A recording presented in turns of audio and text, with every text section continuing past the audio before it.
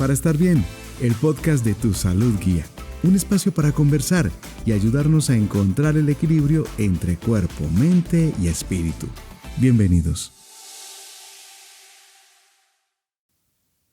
Hola a todos, bienvenidos al podcast para estar bien de Tu Salud Guía. Hoy nos convoca un tema de suma importancia para la salud y el bienestar y es la otorrinolaringología, un tema que tal vez muchos subestiman y que es muy importante considerar tener una buena salud nasal, de los oídos y de la garganta. Y para eso me acompaña el doctor Juan Camilo Noreña Calle. Doctor Juan Camilo, bienvenido a Tu Salud Guía. Hola Selene, ¿cómo estás? Tú lo decías, órganos de los sentidos. Muy de moda. Muy de moda. Y lo vamos a ver mal aquí. manejada. Lo vamos a ver aquí en el podcast de Tu Salud Guía. Vamos a ver mucho sobre este tema y aprender. Así que quédense conectados hasta el final. Antes de comenzar, quiero invitarlos a que nos escuchen en Spotify, en Apple Podcast y que vean todos los videos aquí en el canal de Tu Salud Guía. Doctor Juan Camilo, nuevamente gracias por estar aquí, gracias por venir y compartir todo su saber y toda su experiencia. A sus órdenes. Ojalá salga una conversación bien educativa y preventiva para la gente. Estas enfermedades respiratorias, de oídos y todos esos, como decía, son muy de moda. Pero la gente también se vuelve muy atrevida porque no consulta y ahí es donde vienen las complicaciones. Tratan de manejarlas, ellas solitos o con recomendaciones o con consejos o algo así y es donde viene el tipo de complicaciones. Tenemos que partir de que cada persona, cada individuo es único y su tratamiento de hecho se da de diferentes formas y automedicarse o hacerse tratamientos no está bien porque entonces, como usted bien lo dice, trae muchas complicaciones para la salud.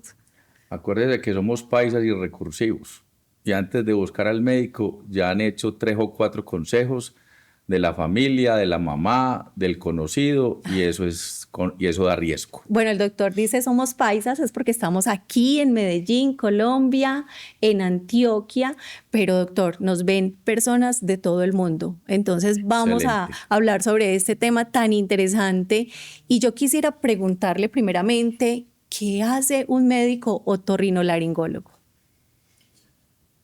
Dividamos esa palabra. Oto, oído. Rino, nariz y laringología es ya la parte como de cuello y eso incluye lo que es la faringe, la laringe. Ahí está el tema del aparato vocal, o sea, cuerdas vocales. Ahí está el tema, también incluye todo lo que es de cabeza y cuello en el tema del cáncer. Y antes teníamos tema en los ojos, esto se llamaba en los años 50, 60, se llamaba especialidad en órganos de los sentidos. Incluía los ojos. Ya después, más allá, más o menos como en la época de los 70, ya se dividió la oftalmología. Entonces quedó la oftalmología por un lado y la otorrinolaringología por otro. Entonces nos dedicamos a lo que es los órganos de los sentidos sin incluir el ojo y también a la parte estética.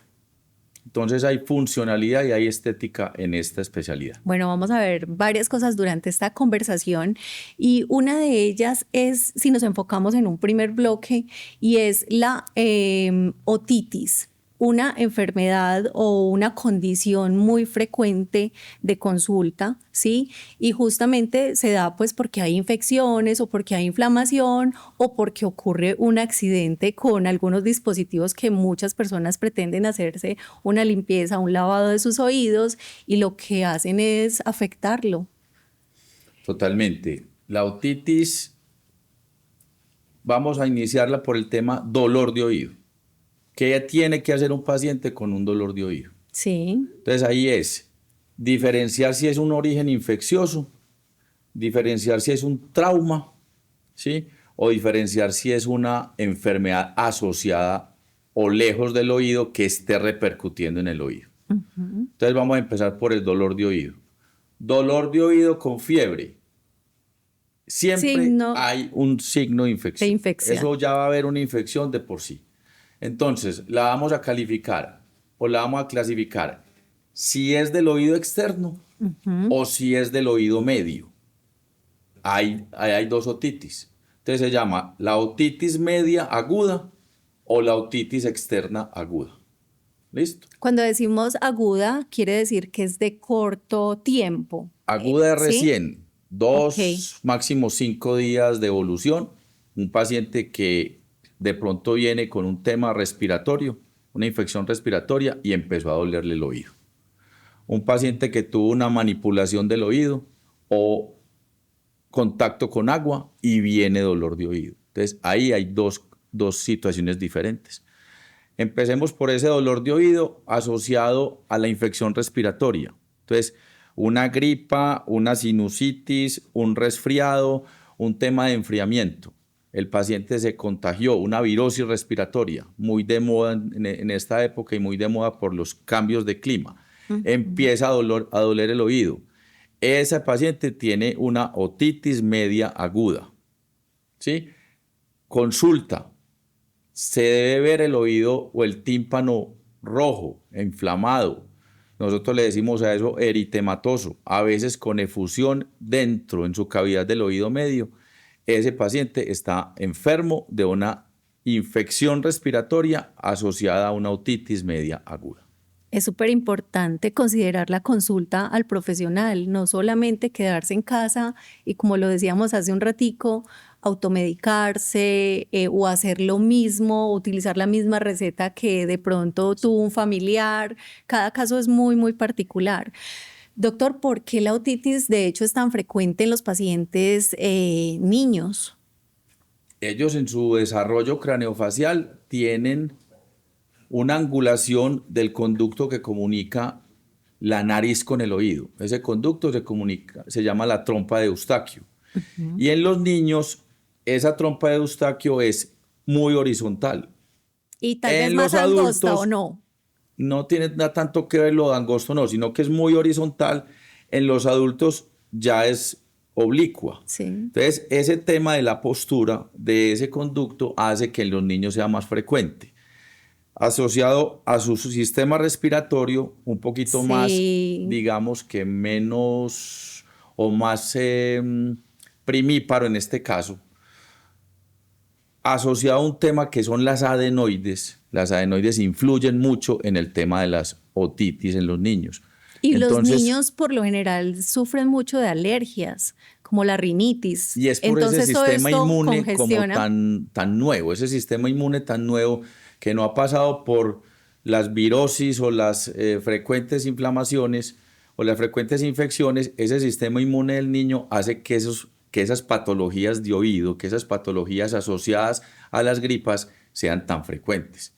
Lo mismo ocurre con las amígdalas. Entonces viene un sistema como de unión entre lo que es nariz, sí, la nasofaringe donde están las adenoides, ahí atrás están los oídos y más abajito en la orofaringe están las amígdalas. Todo este tema de infección viral y todo este tema de enfriamientos hacen que esos tres sitios o esos tres sistemas estén correlacionados y se pueda llevar o que una infección lleve a otra. Me parece súper importante su claridad porque justamente creo que por desconocimiento pecamos. Y es que muchas personas no saben que todo esto es un sistema que está netamente ligado y conectado y que a veces empieza una dificultad en alguno de los órganos y se ve reflejado en otra parte, pero es justamente como por esa conexión. Continuamos entonces hablando un poquito sobre las alergias, pero entonces Dejamos más por ahí allá. un tema pendiente. Bueno, a ver. No diferenciamos las otitis. Perfecto, entonces diferenciar una otitis media de una otitis externa. Sí. La otitis externa es la que es del conducto auditivo externo y siempre va a doler la oreja. Entonces, externamente, un dolor externo. Entonces eso es un modo de diferenciar. Sí. Si yo me hundo aquí esta superficie que se llama el trago y me duele, o si yo me jalo el pabellón de la oreja y me duele, tengo una posible otitis externa aguda. Si me metí a una piscina, al mar, en sus viajes y toda la cosa, y llegan con dolor de oído, se tocan esta zona o se jala en el pabellón de la oreja y hay dolor, hay que consultar, ¿sí? Y puede o no que esté asociado al tema del cerumen, porque es que un cerumen remojado por agua de mar o por agua de piscina también se puede infectar.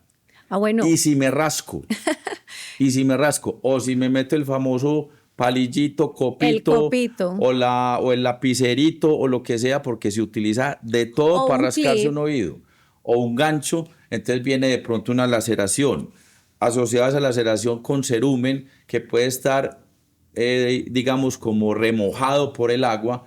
Todo eso lleva a un sistema de inflamación del conducto y el conducto se cierra. Cerrar un conducto es un dolor impresionante de oído. ¿Cómo olvidar ese tema tan importante? Entonces ahí diferenciamos la media, que es la asociada al tema respiratorio infeccioso, y la aguda, y la externa, que es del conducto, muy asociado a trauma, a rascado y al agua. Se llama otitis del nadador incluso. Bueno, qué buen dato. Incluso. Importante entonces saber que no debemos limpiarnos el oído. De hecho, ese cerumen hace parte de la protección que debe tener nuestro oído y para muchas personas es de constante remoción. ¿Qué les decimos al respecto? Vea, el cerumen es genético. La producción de cerumen de un paciente es genético. Hay unos que producen mucho, hay unos que producen media cantidad y hay otros que no producen nada. Pero eso es de familia. El problema de ahí es que hay unos individuos que a pesar de que tienen cerumen también pueden tener alergia en la piel del conducto. Entonces ya hay dos situaciones que se van sumando a ser contraproducentes. Mucho cerumen y una alergia de la piel. Entonces viene el rascado. Sí. Porque si a uno le rasca un oído, uno se rasca el oído, ¿sí? O busca el copito aquel para hacerse la rascadita, pues, y ahí estar o sea, hace lavados en su casa o utilizan los conos no sé cómo se llaman esos conos. Miles de cosas ya en el internet, miles de cosas que venden para hacer extracción de cerumen, para hacer limpieza de cerumen, pero eso no lo sabe manejar la gente. Entonces, inclusive se pueden quemar con alguno de estos o se puede hacer una herida, una laceración en el conducto. Entonces, un trauma o una manipulación de un conducto mal hecha con estos artefactos que se venden, una metida imprudente de un copito o de algún otro objeto, una rascada duro solamente con el dedo de un oído que esté medio inflamado o que esté remojado, todo eso lleva a una otitis externa aguda. Entonces ahí viene el tema ¿tiene cerumen o no tiene cerumen? Pero tengo la infección, tengo el dolor, me hundo aquí y me duele, me jalo la oreja y me duele, no se queden sin consultar. O sea, no se tomen 2 acetaminofén y se acabó el problema, porque eso va aumentando. O inclusive un antibiótico. Habría personas más atrevidas. Seguramente va a recibir el consejo de la mamá, de la tía, de la hermana o de quien sea, que se tome esto, que a mí me fue muy bien la vez pasada que lo tuve. Sí. Y de pronto un conducto empezando a sellarse, y eso duele. Y créame que duele bastante. Así como duelen como es de intenso de pronto el dolor de muela. Yo como odontóloga creo que los pacientes manifiestan mucho un dolor de muela, un dolor de oído, son los peores dolores que podemos experimentar. Le hablaba de otro dolor que es muy frecuente, ya que me tocas el tema de la odontología, un dolor de oído que no es de oído. Hágame esa pues. Y es el de los más frecuentes. Y es el dolor de la articulación temporomandibular. O sea, el dolor vecino. Es cuando usted tiene en una casa un vecino al lado que le hace bulla. O que le rompe el muro. El muro, sí. El muro. Aquí hay un murito delgaditico que es este conducto. Pero delante está la articulación de la mandíbula. Entonces, todos los pacientes que tienen el bruxismo, que tienen malas oclusiones dentales, les da dolor por el demasiado mal uso de esa articulación y duele el oído. Y se refleja ese dolor al oído. Se refleja. Consultan donde nosotros, por dolor de oído, su conducto está bien, su tímpano está bien, no tiene trauma, no tiene laceraciones, y va donde el vecino y el vecino sí dolió. Es justamente traqueó. por lo que se debe hacer entonces consulta multidisciplinar con Así es. diferentes Entonces, especialidades. Dolor frecuente de oído que no es de oído, el vecino. Articulación. Mandíbula, odontología. Muy bien. Seguimos avanzando. También, de hecho, hay otra especialidad que puede ser la neurología, que a veces también nos duele mucho la cabeza y creemos que es netamente de la cabeza, pero no, tiene que ver entonces con la nariz, tiene que ver con la infección o inflamación de los senos paranasales y siempre nos vamos de pronto erradamente al especialista que no es, pero tenemos que abrir la mente y saber que justamente para eso están ustedes los otorrinolaringólogos. Entonces hay dolores de cabeza que se llaman cefalea rinogénica, o sea, dolor de cabeza de origen en nariz y senos paranasales. Es un paciente que tiene múltiples consultas donde neurología Sí. y nadie le ha mirado la nariz y nadie le ha mirado los senos paranasales. Entonces son causas, hay que buscar también en la nariz causas de cefaleas, causas de dolor facial, lo que dijiste ahorita en la mandíbula, neuralgias. El trigémino es un nervio que es muy sensible y es muy doloroso. Entonces, en todas las patologías de cavidad oral puede haber dolor de cabeza, puede haber dolor de la cara, puede haber dolor nasal y no ser de ahí. Entonces viene todo esto que hablábamos ahorita, la comunicación de todo este sistema nervioso y de todo este sistema ventilatorio. Nariz, senos paranasales, encima está el cerebro, la mandíbula, toda la parte dental, todo duele. Bueno, doctor, nos queda entonces muy claro esta parte de dolor, pero ¿qué otras complicaciones a nivel de la nariz tenemos?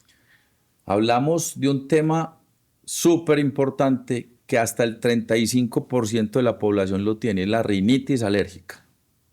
Es el paciente que es mocoso toda la vida. Mocoso, es congestivo de su nariz, tiene rinorrea, o sea, tiene moqueadera, es el que se mantiene con un papel higiénico en la mano, sonándose su nariz, es el que tiene infecciones respiratorias más frecuentes que el otro tema poblacional. Entonces, esa rinitis alérgica es muy importante. Pero entonces aquí hay un compromiso importante de los cornetes.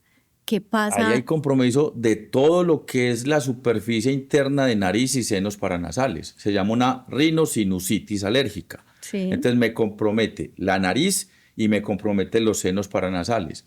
¿A qué? A producir moco, a generar inflamación y esa inflamación de la mucosa, que tenemos unas estructuras que se llaman cornetes, los cuales son los más influenciables por esa rinitis. Sí. Entonces los aumenta de tamaño. Entonces se llama hipertrofia de cornetes. Sí.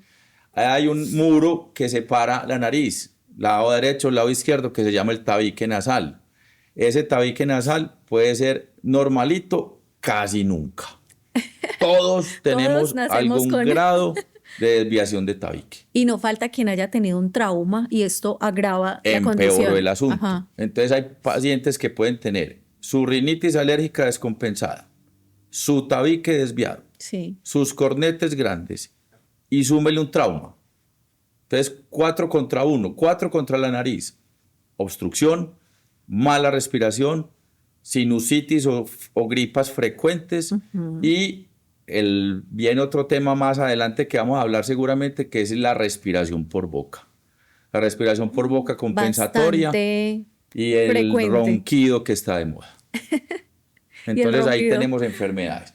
Enfermedades que van desde una simple rinitis con no tanta inflamación hasta un bloqueo nasal. El bloqueo nasal se da por rinitis severa. Ahí esa rinitis severa va a tener el término también muy posiblemente de una poliposis nasal. Entonces es donde se complica todo ese panorama. Va de una inflamación muy leve a una inflamación severa donde ya la nariz no funciona y uno no puede estar respirando por la boca. La boca está Claro. hecha para otra cosa. La boca es simplemente una compensación si el paciente tiene un problema nasal. Y si respiramos por la boca, entonces llegan todas las complicaciones a nivel Faríngeo, y de los amígdalas, dientes, sí. crecimientos, Sí, en los crecimientos niños medio y de tercio desproporcionados inferior. de los maxilares. Sí. Esos síndromes de caras largas o de caras hundidas por respiración por boca. ¿Qué le pasó a este jovencito? Nunca se dieron cuenta nunca se pudo hacer una tensión nasal, nunca se pudo poner a respirar a un jovencito de 3, 4 años por su nariz, lo dejaron con la boca abierta y con todo ese tema de complicaciones. Malos crecimientos, maloclusiones dentales, problema de amígdalas, de faringe, de voz. Sí. Por esfuerzo Doctor, vocal. en este sentido, entonces sería muy recomendable tener una cita de prevención con el otorrinolaringólogo, especialmente los niños, para ver cómo está todo ese sistema y detectar más oportunamente como estas complicaciones y evitar todo lo que ya nos ha contado. Es como cuando usted lleva a su hijo a pediatría, que lo está llevando desde el primer mes. Sí. El primer mes va con crecimiento y desarrollo, va con vacunación y ojalá no le dé nada, Sí. ¿cierto? Cuando empiezan las infecciones es donde empieza el tema a complicarse y empieza la gente a consultar.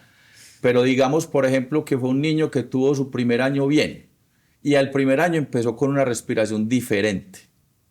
Ya a ese niño hay que abrir el ojo, hay que hacer la consulta. ¿Por qué? Porque hay que revisarle cómo está su vía aérea superior.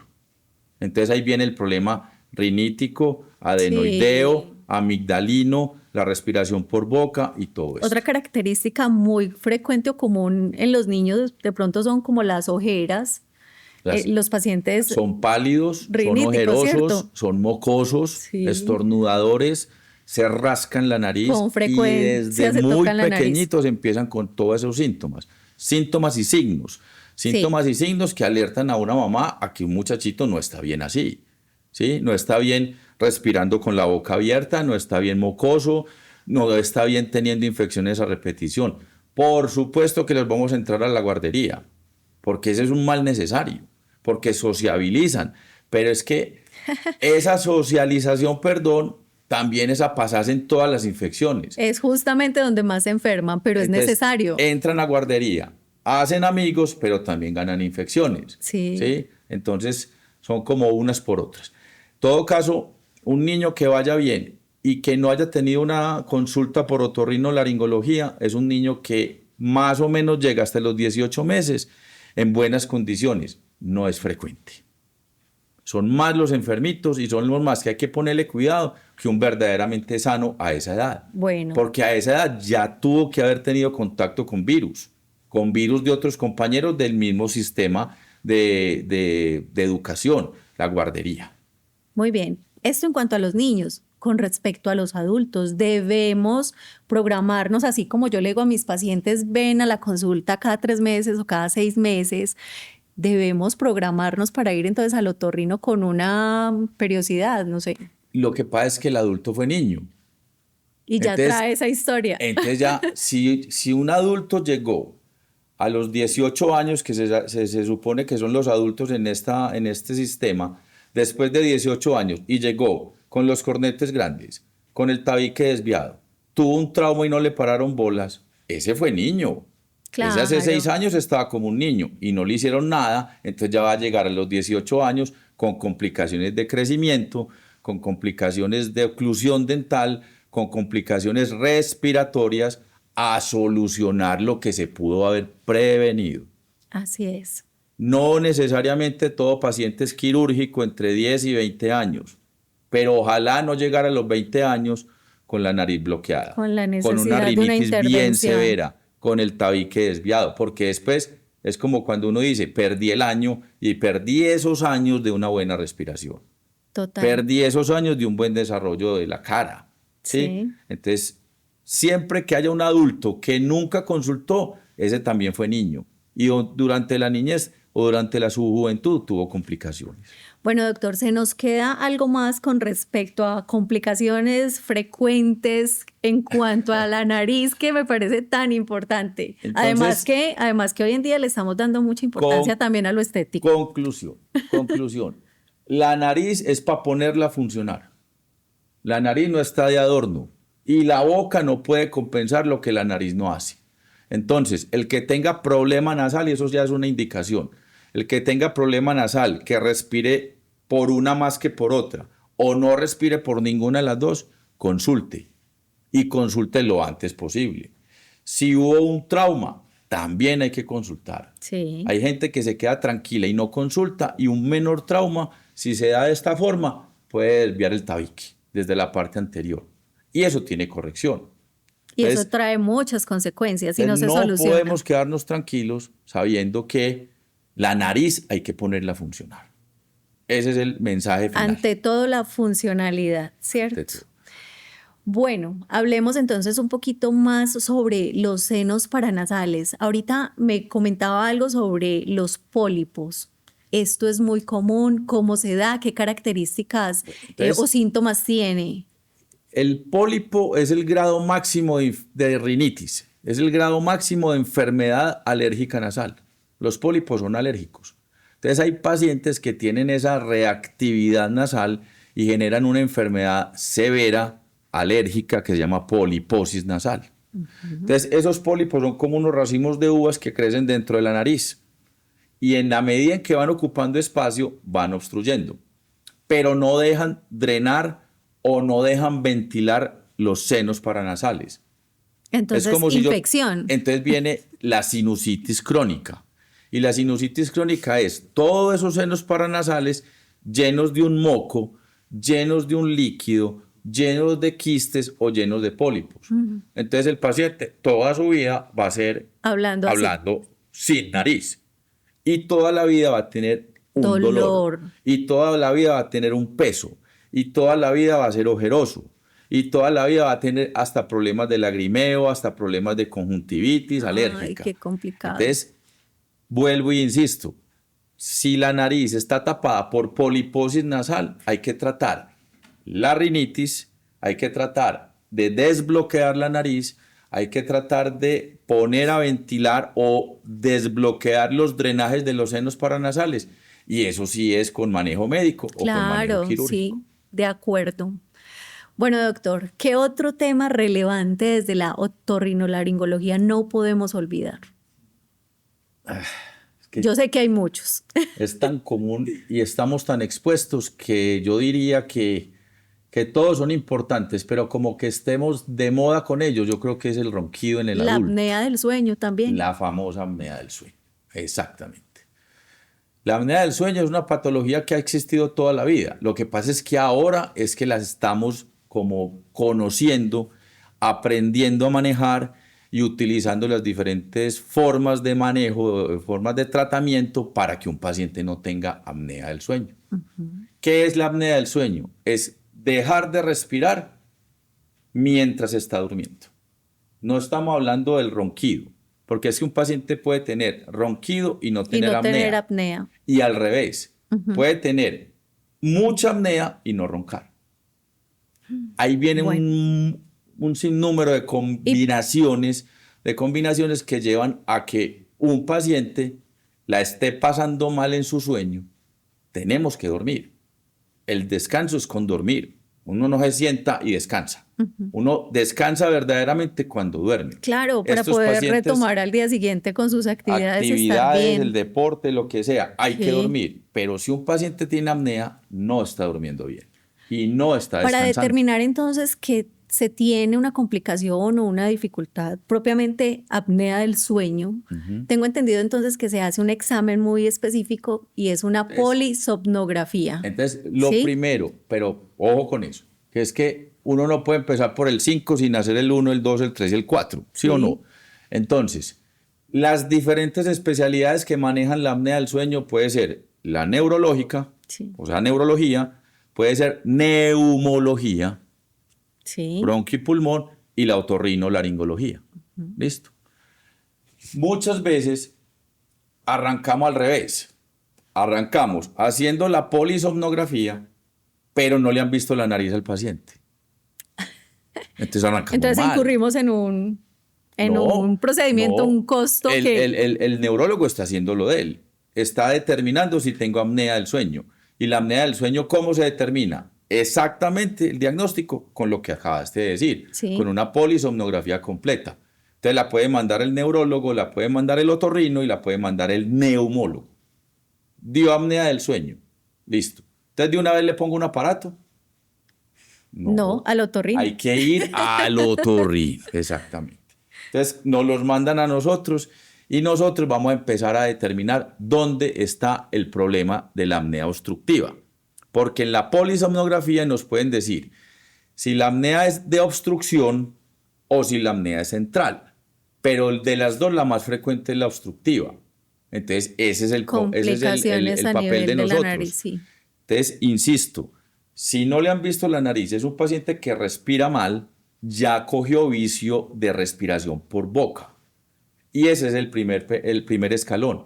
Un paciente que respiró toda la vida por la boca, llega a la adultez, esto se empieza a aflojar, nos volvemos más robustos, nos volvemos más gordos por el sedentarismo, sí. Ganamos peso, esa ganancia de peso también se distribuye en cuello, ¿sí? Entonces apriete hacia adentro. Ajá. Es como un cojín o como una circunferencia apretando. Que va cerrando la vía aérea. Exactamente. Ahí está tema de la base de lengua, tema de las amígdalas, insisto con el tabique y los cornetes. Entonces un paciente con apnea del sueño hay que ponerlo a respirar bien, con lo que tenga que hacer. El manejo médico, pero generalmente es quirúrgico, porque ya estamos en apnea. Es que ya apnea es una enfermedad, sí. Es un diagnóstico. Y hay leve, moderada o severa. El paciente con enfermedad severa está muy enfermo.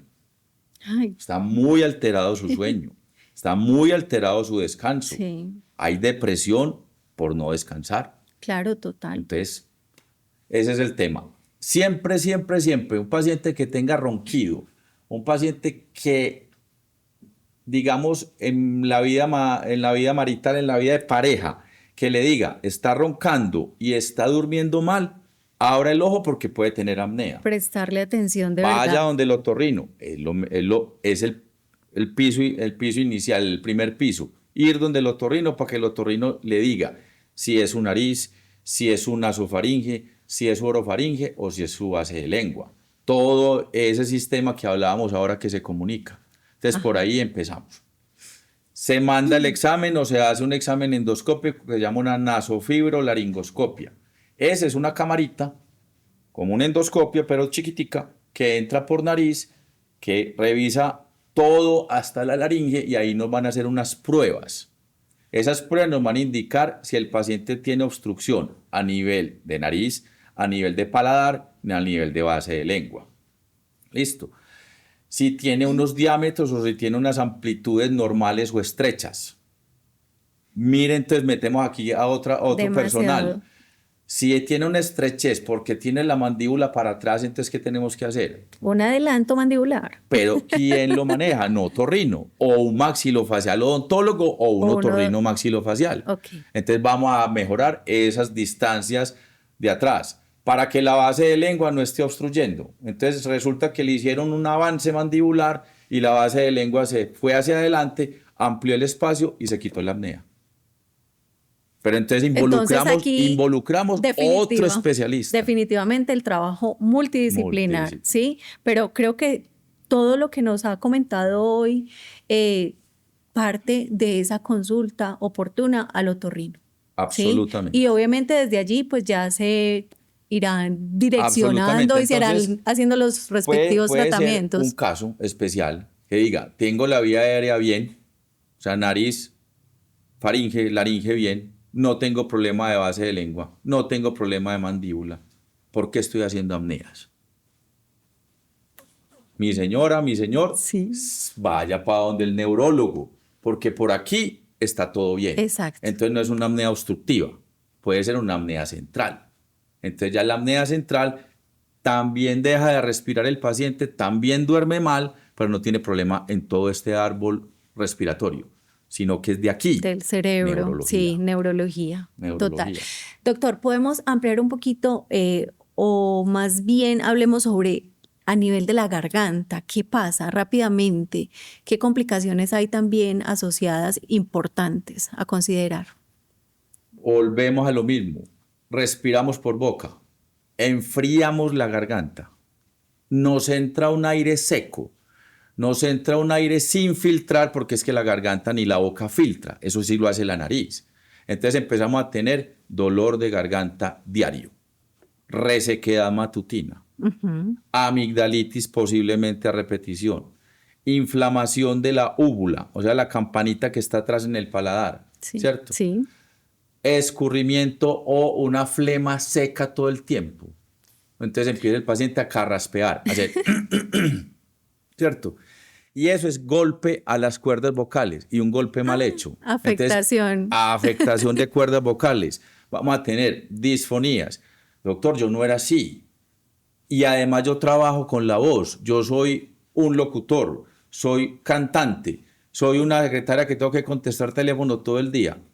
Y le mira a uno la nariz, mala, respirando por boca y trabajando con la voz. Pésimo. Mucho. Enferma. O sea, enferma de su voz, enferma de su faringe, reseca, todo el tema. Mucho que considerar entonces ahí. Bueno, doctor, creo que hemos hablado mucho de la parte funcional. ¿Será que se nos queda algo por ahí pendiente para que hablemos un poquito de la estética también desde la otorrinolaringología? Damos unas recomendaciones para los oídos, pero ahí tocaste una fibra importante que es la parte estética facial, a la cual también nosotros como otorrinolaringólogos estamos entrenados. Ya cada uno elige el campo de la especialidad donde más le convenga, si va a hacer todo lo funcional o si va también a hacer situaciones estéticas.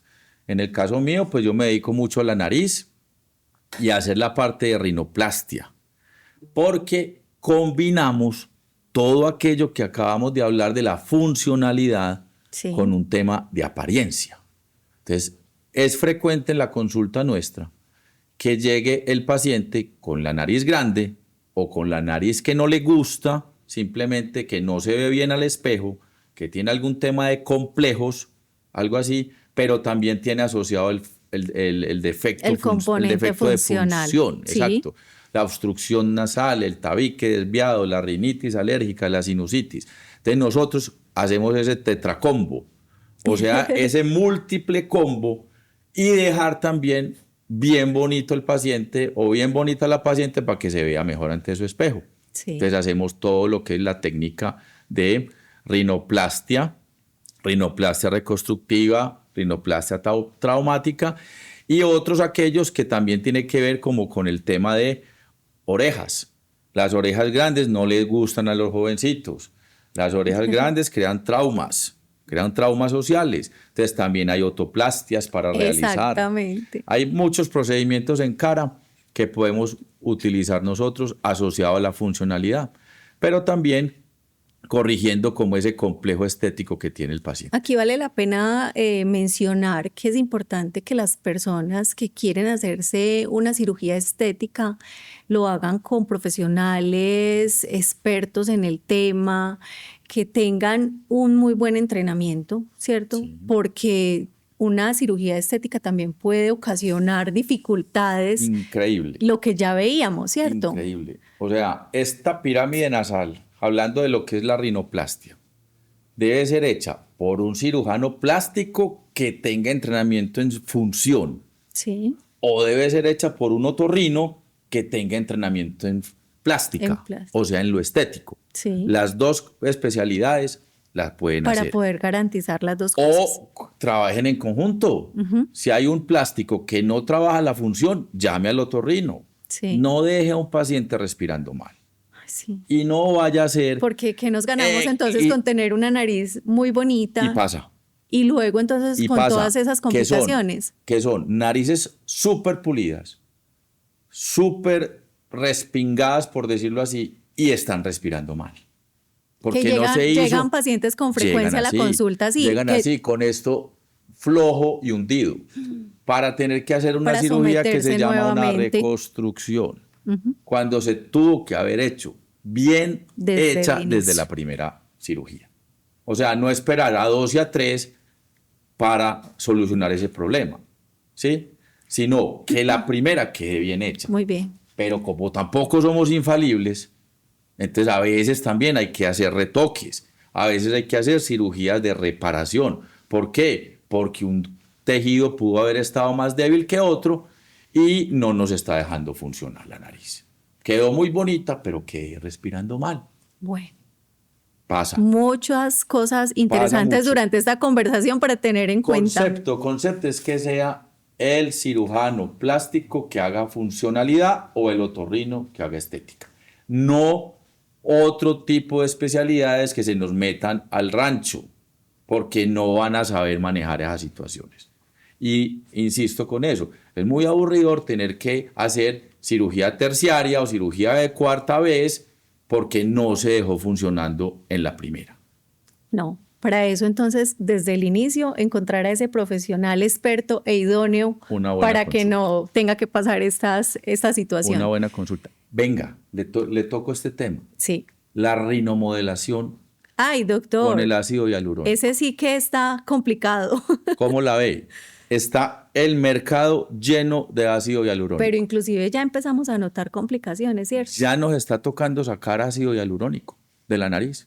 Entonces sí, logran con ácidos hialurónicos un buen perfilamiento de la nariz. Y hicieron una rectificación, ¿sí? Hicieron una rinomodelación, se llama eso. Yo no estoy diciendo que no lo pongan.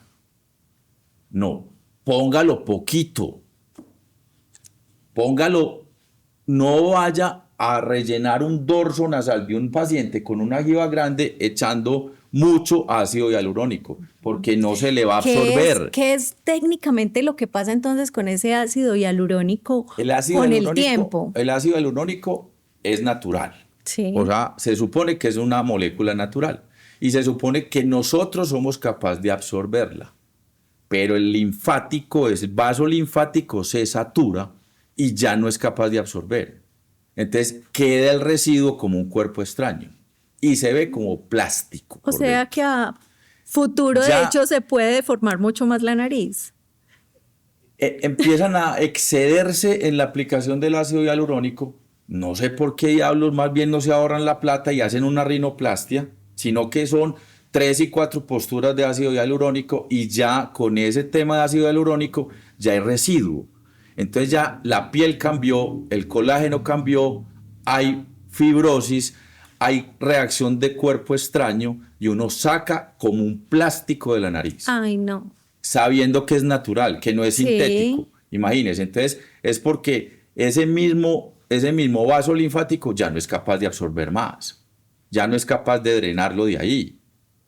Entonces se queda para quienes una están reacción pensando en mejorar la estética de su nariz, la opción sencillamente será la rinoplastia. Sencillamente sí, pero mire lo que le voy a decir. Como uno no es infalible también, puede que le quede a uno un huequito por aquí en la nariz. Sí. Se puede rellenar con ácido hialurónico. ¿Sí? Una simetría. Para defectos más específicos, más pequeños, puntualitos después de cirugía. Sí. No hacer narices con ácido hialurónico y menos 2, 3, 4 posturas, porque ya estamos sacando lo que le digo.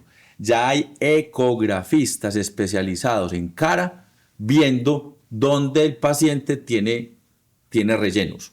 Y hablando de los sintéticos de antes, ya también del ácido hialurónico. Ay, bueno. Ya empezamos a ver todo eso y a trabajar. A trabajarlos, así es. Doctor, como nos ven en el exterior, usted hace atención, obviamente aquí en la ciudad de Medellín, para pacientes aquí en Colombia, pero también recibe pacientes internacionales, ¿cierto? Sí, se puede hacer una consulta virtual después de la pandemia. Este tema de la virtualidad. Se quedó la modalidad de la consulta quedó en moda, virtual. Nos pueden hacer una consulta desde el exterior, eso sí.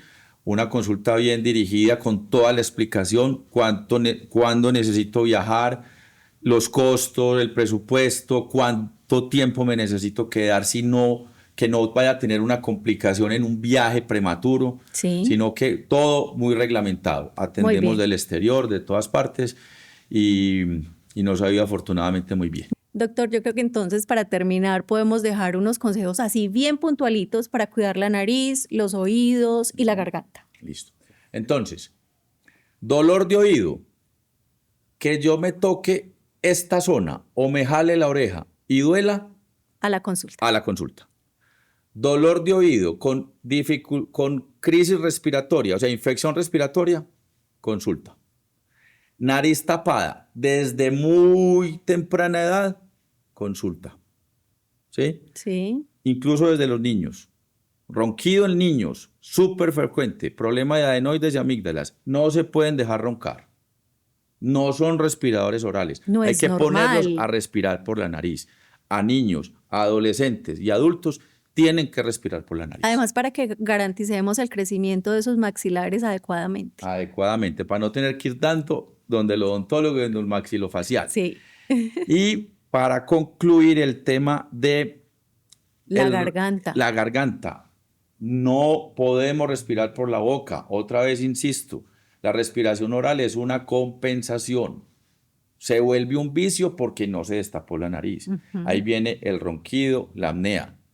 Y la gente no se puede subir de peso. Ahí me le meto al nutricionista o al que quiera, o al internista o al que quiera. La gente no se puede subir de peso. Si está gordo y está roncando, hay que bajar de peso. Muy bien. Todas estas... Y otra cosa que me olvidaba, no manipulen los oídos. Por favor, no se metan cosas a los oídos. No traten de hacer con un aparato que compran por internet lo que una gente se demoró 3 años en aprender a hacer, que se llaman los otorrinos. Eso lleva complicaciones. No gasten plata en aparatos, gasten la plata en la consulta, que en la consulta la van a agradecer y hay gente entrenada para esas situaciones para evitar riesgos. Totalmente de acuerdo.